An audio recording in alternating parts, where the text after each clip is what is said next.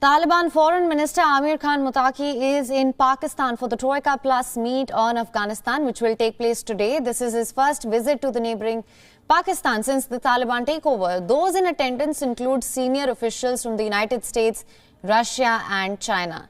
Russian Special Envoy on Afghanistan and the Chinese Special Representative are also in Islamabad. The United States will be represented by its Special Envoy for Afghanistan, Thomas West. In a statement, the Taliban government said that the meeting will focus on political, humanitarian and economic issues. The issue of Pakistani visas for Afghan nationals also likely to come up. Pakistan has said that the meeting's aim is to achieve lasting peace and stability in Afghanistan. However, the summit is largely being seen as an attempt by Islamabad to push for Taliban government's international recognition. Last month, Qureshi and then chief of Pakistani spy agency ISI Faiz Hamid had made an unannounced visit to Kabul. The United Nations has warned that the Afghan economy is on the brink of a collapse. International grants for Afghanistan have dried up since the Taliban seized power. Western nations have announced aid for Afghanistan. The aid will be distributed through NGOs. And the last Troika Plus meeting was held in Moscow on the 19th of October. However, the United States did not attend that summit, citing logistical reasons for the same.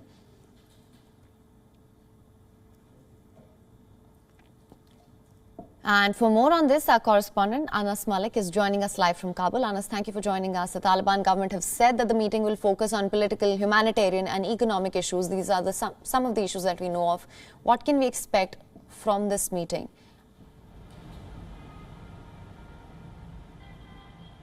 Well, absolutely, the Taliban government has said that the meeting will focus on bilateral, political, economic and humanitarian issues.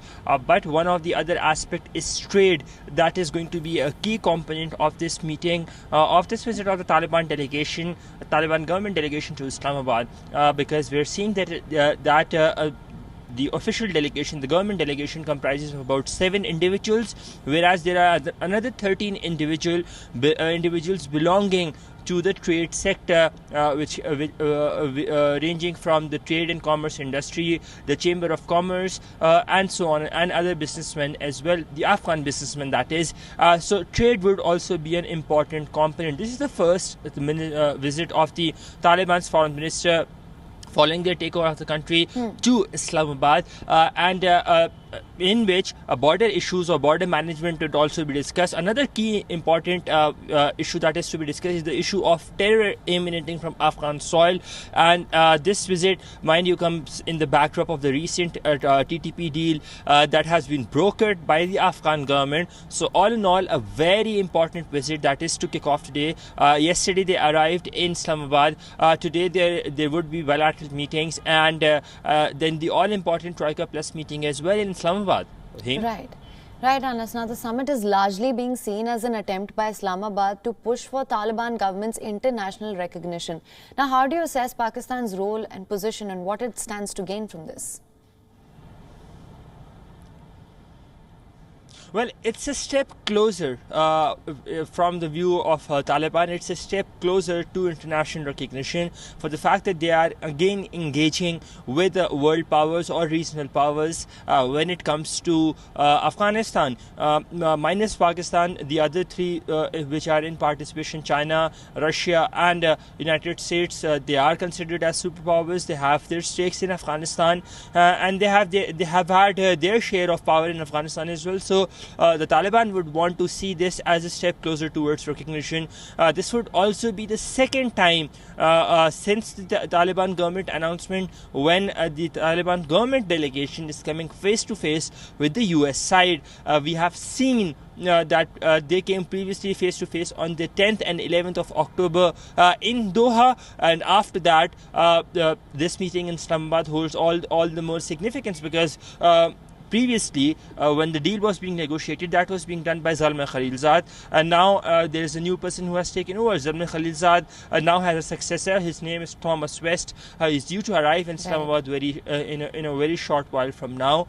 So all in all, a very important meeting, which would be having key stake players and regional players as well. Right, Anas. So what sort of a resolution are we looking at with this meet?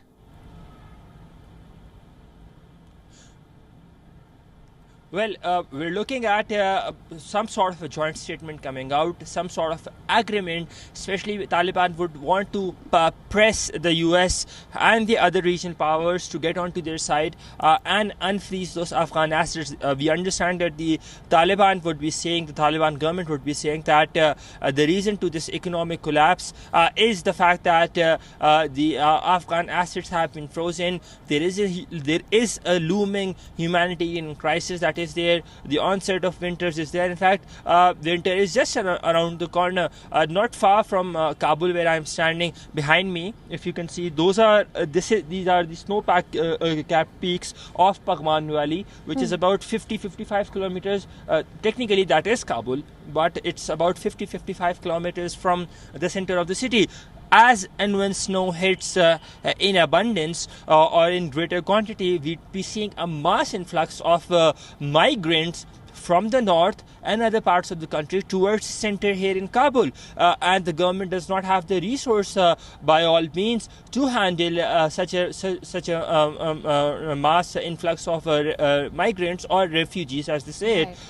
And they have been blaming their economic worries or their economic crisis for that. So the Taliban would be pressing and pushing for that. Right. How much convincing they can be, only time can tell. Him?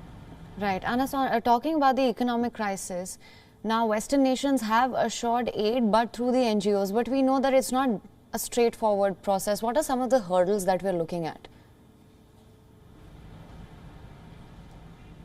Well, aid had been assured, but that was through NGOs. But the Taliban have had some reluctance on that. While they may be making statements that they would be welcoming NGOs and they would be giving assurance, they want their share of distribution of that very aid that is coming in from abroad.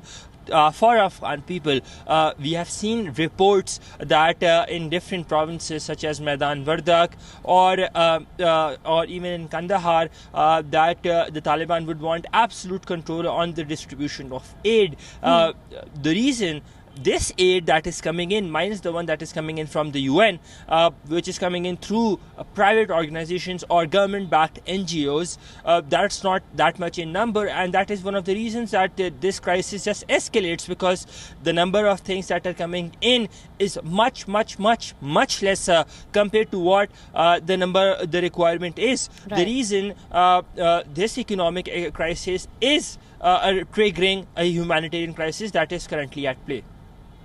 Right. Anas, thank you so much for joining us with all your inputs on that. WION is now available in your country. Download the app now. Get all the news on the move.